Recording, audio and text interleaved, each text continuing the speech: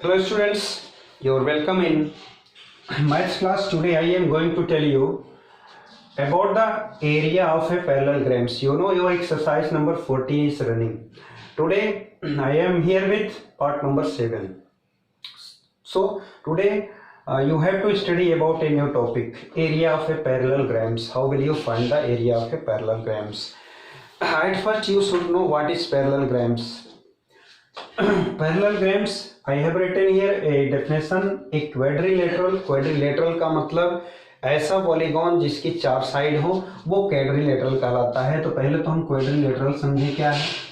Quadrilateral का मतलब है चार साइड वाले जो फिगर हैं those are quadrilaterals.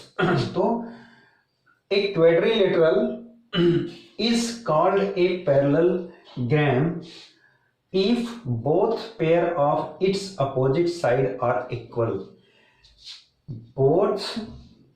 both pairs of its opposite side are equal.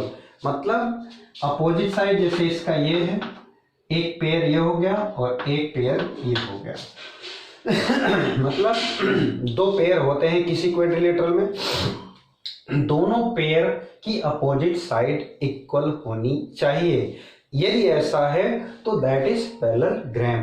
तो वो आपका क्या हो जाएगा, पैरेललोग्राम हो जाएगा। और इसी तरह के फिगर का हम क्या पढ़ने वाले हैं, एरिया कैसे फाइंड करेंगे। तो area of parallelogram is equal to formula क्या हो जाएगा, एरिया ऑफ पैरेललोग्राम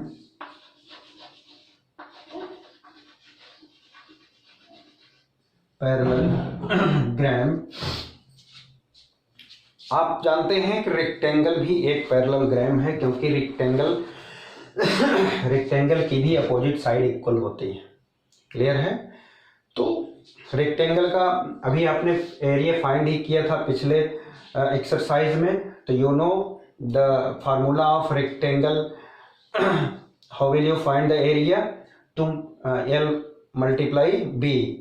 तो रेक्टेंगल का अलग फार्मूला आप जानते हैं, और रेक्टेंगल से डिफरेंट यदि कोई पैरेललोग्राम आएगा तो उसके फार्मूला है बेस मल्टीप्लाई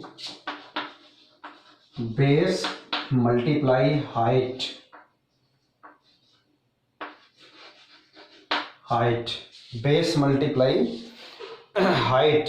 और इसको एक और नाम, इसको एल्टीट्यूड भी कहते हैं। जैसे जो इसकी हाइट होगी वो उसका एल्टीट्यूड भी कहा जाएगा। या तो अगर क्वेश्चन में दिया गया है किसी पैरेललोग्राम की हाइट दिया गया है, या तो दिया होगा एल्टीट्यूड। तो आप समझ जाएंगे कि एल्टीट्यूड भी क्या है, हाइट है। तो इसी फार्मूले पर हमको इसका पैरेललोग्राम का एरिया फाइंड करना है। जैसे भी मैं बात कर रहा था रेक्टेंगल की, rectangle is also a parallelogram, ये है। तो इसका हम क्या करते थे, L मल्टीप्लाई B करते थे। अब आप सोच रहे हैं इसमें हाइट कहाँ है, आप थोड़ा सा इसको और आगे बढ़ा दीजिए। इतना बड़ा अगर रेक्टेंगल हो गया तो ये क्या है, ये तो हाइट ही तो है। जो इसकी ब्रेड्थ है वही इसकी क्या है, हाइट है। इसलिए वहां पर ये देखने, ये आप कंफ्यूजन में मत रहिए कि उसमें हाइट नहीं है। जो उसकी ब्रेड्थ है रेक्टेंगल की वही उसकी हाइट है, इसलिए उसको लेंथ इनटू ब्रेड्थ कर दिया गया। लेकिन यदि कोई दूसरा फिगर होगा, जैसे मान लीजिए ये है और इसकी ये साइड इसके इक्वल है और ये इसके इक्वल है, ये भी एक पैरेललोग्राम ही होगा। अब इसकी हाइट कहाँ से आप करेंगे, ये देख रहे हैं आप स्लैंटिंग लाइन है, तो क्या करेंगे, इसकी हाइट ये होगी, ये हाइट होगी। तो ये डिस्टेंस यदि आपको पता है और इसकी एक साइड पता है, तो दोनों को आप मल्टीप्लाई करेंगे तो एरिया आ जाएगा। बहुत ही सिंपल सी बात है। तो ये फार्मूला आप लर्न करेंगे, फार्मूला ऑफ दिस। यदि आपसे कोई पूछता है is rectangle a parallelogram, then you will tell yes that rectangle is also a parallelogram. Clear. तो पैरेललोग्राम का एरिया निकालने के लिए बेस का मतलब है जो चारों साइड क्वाड्रिलेटरल की है उसकी एक साइड अगर है तो दैट इज बेस। और बीच की हाइट जो होती है उसी को हाइट बोलते हैं और उसी को एल्टीट्यूड भी बोलते हैं। तो ये था आपका एरिया ऑफ पैरेललोग्राम का फार्मूला। और एक चीज और अगली एक्सरसाइज में आपको पढ़ना है, दूसरा है area of triangle. Area of triangle,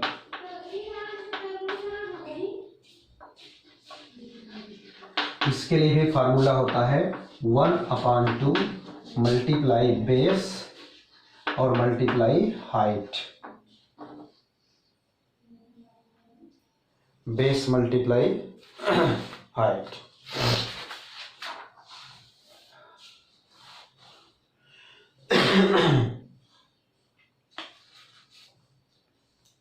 और उस हाइट को आप एल्टीट्यूड भी लिख सकते हैं, आप हाइट भी लिख सकते हैं, दोनों का मतलब एक ही है।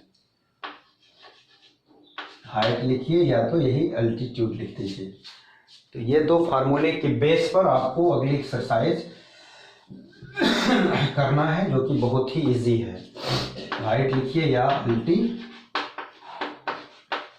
लिखिए। क्लियर?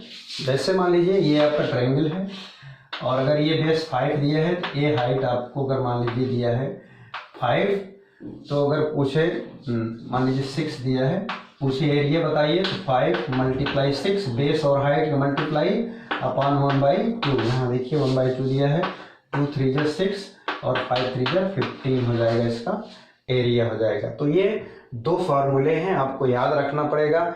आपको पता है area of rectangle is equal to L into B, area of square is equal to side into side. अब area of parallelogram is equal to base into height या altitude. Area of triangle is equal to 1/2 multiply base into height और altitude. तो इन फार्मूले पर based आपकी next exercise है। आइए एक दो क्वेश्चन देखते हैं इसके। 14.2 की एक्सरसाइज आपकी एक्सरसाइज 14.2।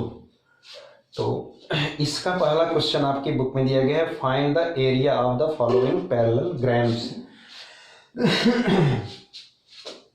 क्वेश्चन फर्स्ट में दिया गया है, एक फिगर यहां बना हुआ है।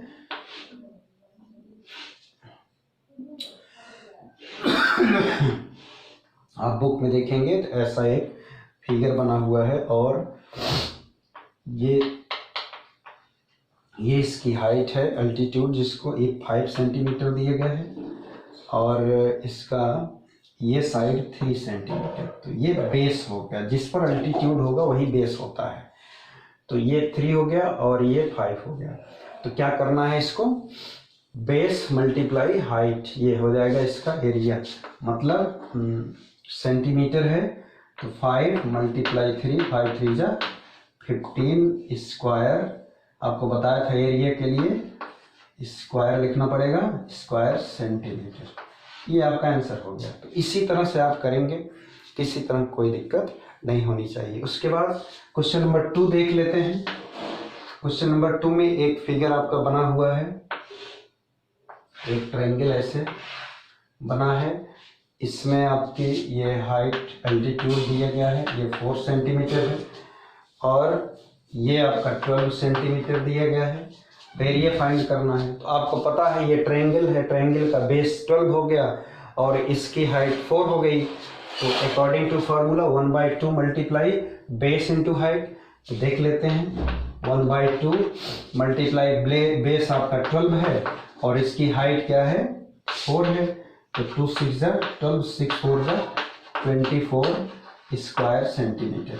तो इस तरह से हम ट्रायंगल का इस फार्मूले के आधार पर और पैरेललोग्राम का इस फार्मूले के आधार पर आप जो है इसके एरिया को फाइंड कर सकते हैं। तो एक्सरसाइज 14.2 आप कर सकते हैं, किसी तरह कोई प्रॉब्लम नहीं है। तो कम से कम आप इस एक्सरसाइज के 5 क्वेश्चन करिए और उसके बाद 5 या 4 तक करिए। तो note down your homework. Do question 1 to 4 from exercise 14.2 and some more questions I will tell you in next video. So that's all for today. Jai Hind, Jai Bharat.